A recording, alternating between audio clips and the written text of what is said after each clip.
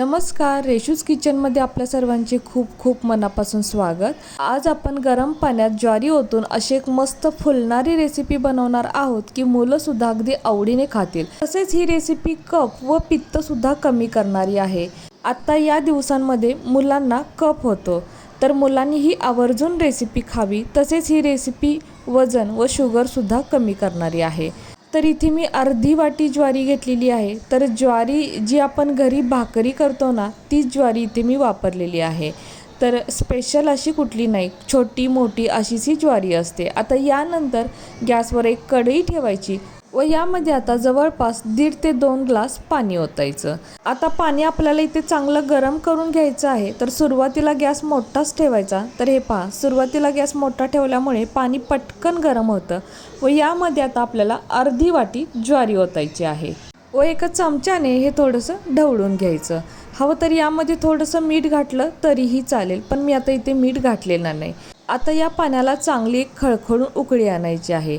तर गॅस अजिबात आपल्याला बारीक ठेवायचा नाही आणि इथे पहा, पाण्याला चांगली इथे खळखळून उकळी येत आहे। तर हे पहा, अशी चांगली खळखळून उकळी आली पाहिजे। आता यानंतर लगेचच यावरती झाकण ठेवायचं व आपल्याला गॅस इथे बंद करायचा आहे।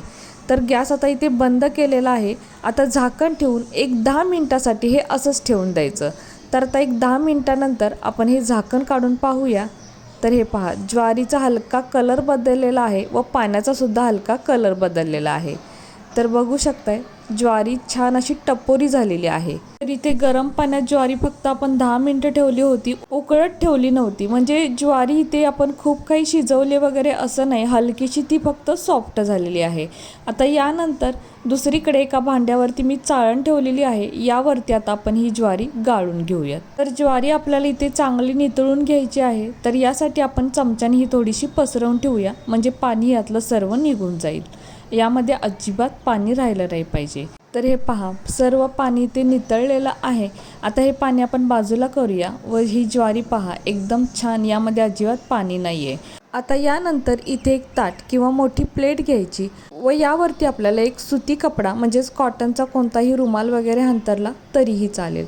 आता यामध्ये आपल्याला ही ज्वारी ओतायची आहे व यानंतर आपल्याला ही कापडाने चांगली पुसून घ्यायची आहे, कारण पाणी फक्त आपण नितळून घेतलेलं होतं। तर ज्वारी आता इथे चांगली पुसून घ्यायची। तर हे पहा, कापड असं एकत्र गोळा करून अशा पद्धतीने जरी ज्वारी पुसून घेतली तरीही चालेल, म्हणजेच काय, पाण्याचा जरासुद्धा अंश यामध्ये राहिला नाही पाहिजे। तर आता इथे ज्वारी मी चांगली पुसून घेतलेली आहे। आता यानंतर ज्वारी आपण ताटात ओतूया आणि ही अशी थोडीशी पसरून घ्यायची। आता ही ज्वारी आपल्याला उन्हात वगैरे नाही सुकवून घ्यायची, तर घरातच पंख्याच्या हवेखाली आपल्याला ही सुकवून घ्यायची आहे व ही ज्वारी सुकायला वेळ लागत नाही। आता आपण याला पंख्याखाली ठेवूयात।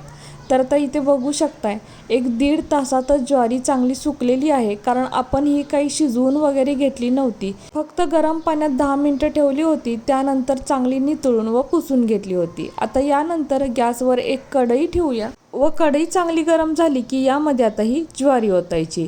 तर ज्वारी ओतल्यानंतर ती लगेचच फुलायला चालू होत नाही, तर असा एखादा कापडाचा गोळा घ्यायचा व या पद्धतीने ज्वारीवरती असा फिरवून घ्यायचा, त्यामुळे ज्वारी लवकर भाजते। तर हे पहा, आता ज्वारीचा हलका कलर बदललेला आहे, म्हणजे ज्वारी चांगली भाजलेली आहे।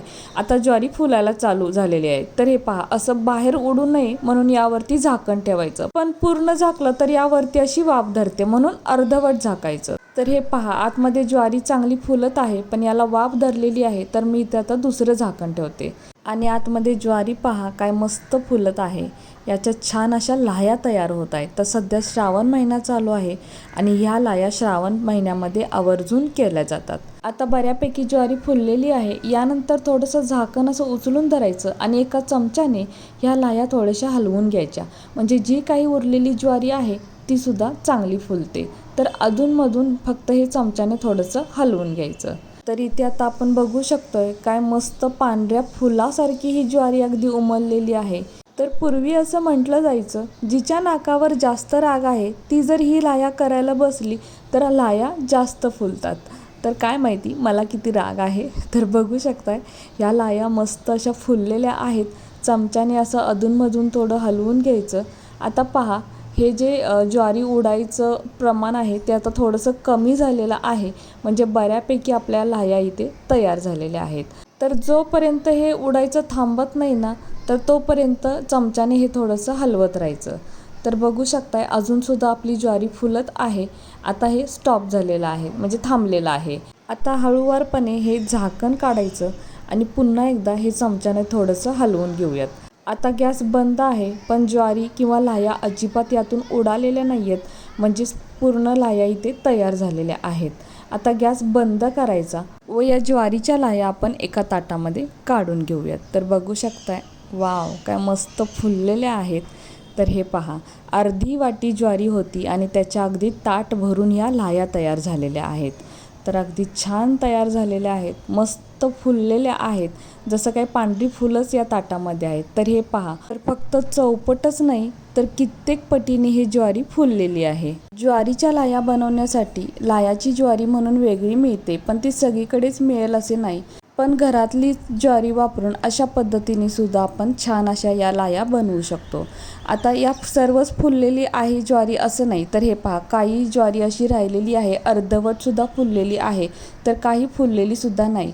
पण ही टाकून द्यायची नाही, तुम्ही एकदा ही टेस्ट करून पहा, म्हणजे खाऊन पहा, खूप छान कुरकुरीत अशी लागते. तर अर्धी वाटी ज्वारीच्या मस्त ताट भरून अशा या लाह्या तयार झालेल्या आहेत आणि छान फुललेल्यासुद्धा आहेत. अगदी पांढरी फुलं ताटात आहेत असंच वाटतं. मुलं याला ज्वारीचे पॉपकॉर्नसुद्धा म्हणतात आणि खूप छान लागतात, मस्त कुरकुरीत लागतात. व अशाच या लाह्या आपण हवाबंद डब्यामध्ये ठेवल्या तर अगदी महिना 2 महिनेसुद्धा छान कुरकुरीतच राहतात. यामध्ये हवं तर थोडंसं मीठ मिक्स करून आपण या सॉल्टीसुद्धा बनवू शकतो, खूपच टेस्टी लागतात. किंवा बटर किंवा चाट मसाला किंवा पेरी पेरी मसालासुद्धा यामध्ये मिक्स करून वेगवेगळ्या पद्धतीचे आपण हे लाह्या बनवू शकतो. तर खूप छान लागतात, तुम्ही एकदा नक्की करून पहा. खास करून नागपंचमीसाठी या लाह्या बनवल्या जातात, ज्या पौष्टिक असतात, आपलं पित्त कफ कमी करण्यास मदत करतात, तसेच वजन व शुगरसुद्धा कमी करण्यास मदत करतात. लाह्या बनवायच्या वेळेला सकाळी उठून गरम पाण्यात भिजत ठेवल्या 1-10 मिनटं, त्यानंतर सुकत घातल्या तर अगदी 1.5 तासातच सुकतात. म्हणजे खूप तामझामसुद्धा लागत नाही या बनवण्यासाठी, रात्रभर वगैरे ठेवाव्याच लागतात असं काही नाही. तर या पद्धतीने एकदा लाह्या नक्की बनवून पहा, अगदी कमी वेळेतसुद्धा बनतात आणि खूप छान बनतात. छोट्याशा भुकेसाठी किंवा छोट्या टिफिनसाठी मुलांना आपण या ज्वारीच्या लाह्या नक्कीच देऊ शकतो. किंवा कोरडा खाऊ म्हणून आपण हा प्रवासाला सुद्धा नेऊ शकतो. तर कशी वाटली तुम्हाला ही आजची रेसिपी जर तुम्हाला आवडली असेल तर आपल्या माणसांसोबत नक्कीच शेअर करा.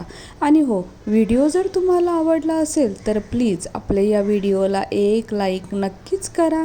नवीन असाल तर चॅनलला सबस्क्राईब करा, सोबत बेल आयकॉन प्रेस करा, म्हणजेच मी बनवलेले असेच नवनवीन रेसिपी सर्वात आधी तुम्हाला मिळतील.